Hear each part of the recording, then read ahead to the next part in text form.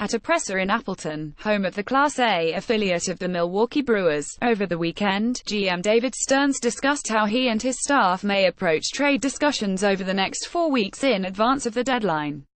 Stearns told the assembled media that he is pleased with the current performance from his group of starters in the rotation, and that he won't be looking to add any more depth arms to the fold in the coming month.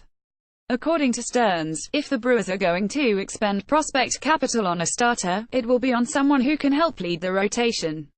Some teams have already established whether they'll be buyers or sellers at the deadline by this point in the Brewers are one of several teams that will be on the lookout for additions and upgrades, while the New York Mets are one of the few teams that have already declared themselves open for business.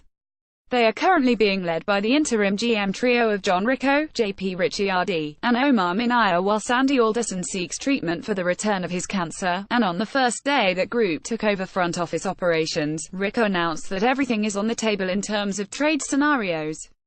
That includes fielding offers for ace starters Jacob deGrom and Noah Syndergaard, who look like they'll be the top two assets available for buyers this summer.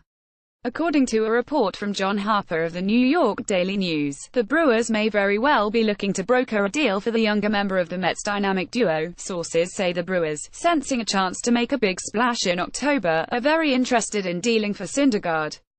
Syndergaard, who will turn 26 later this summer, was a supplemental first-round pick by the Blue Jays back in 2010 and was sent to New York as a part of the R.A. Dickey trade. He made his big league debut as a 22-year-old back in 2015, and in parts of fours since then. HES authored a sterling 2.92 ERA, an incredible 65 FIP and 53 DRA across 428.2 innings. One of the hardest throwers in the big leagues, the long-haired pitching demigod known as Thor averages a blistering 98.4 mph on his four-seamer this and also throws a sinker, slider, changeup, and curveball. He checks in with 10.4 K9 in his career against a minuscule 1.9 BB9, and HES-induced grounders at a 49.5% clip. Home runs have never really been an issue for Syndergaard either, as HES allowed only 0.7 each R9 as a big leaguer.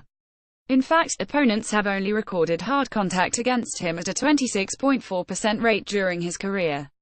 From a pure skill standpoint, Syndergaard does not seem to have any weaknesses as a pitcher.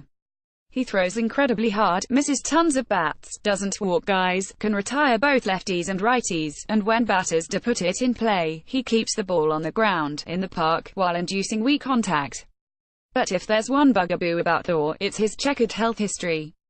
He pitched 150.0 innings in his debut and then made 30 starts and tossed 183.2 frames in his first year in the big leagues in 2016, but HES been hampered by some injury issues since then. He made only 7 starts in 2017 while dealing with a torn right lat, but was able to rehab and get back to strength for 2018 without his performance suffering at all.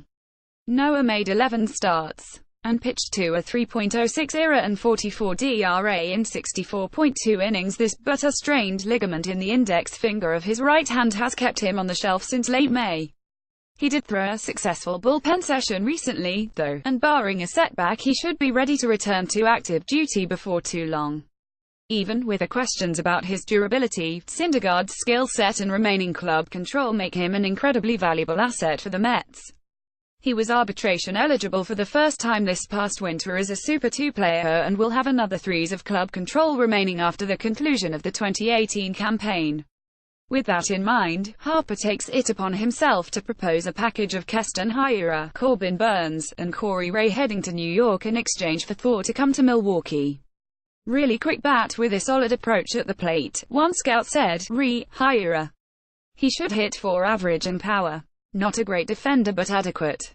He and Burnes would be the key pieces to the trade. Burnes, 23, is projected to be a number 3 type starter in the big leagues. Throws 93 to 94 miles per hour with a very good curveball, and with a slider and changeup as well. Scouts like his polish. Ray, 23, was the 5th overall pick in 2016, and after he struggled his first couple of years in the minors, scouts see significant progress this year in AA, where HES hitting .250 with 10 home runs, 20 doubles, and 19 stolen bases.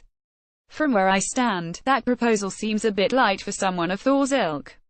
Harper does well to explain why each of the young players mentioned would be an enticing get for New York, but given other suggestions that it might take a package closer to the level of the Sale-Quintana deals to net DeGrom or Syndergaard, in guessing that at least one more good prospect heading to the Big Apple would be necessary in order for Sling and Stearns and the Mets' three-headed GM to agree on a deal.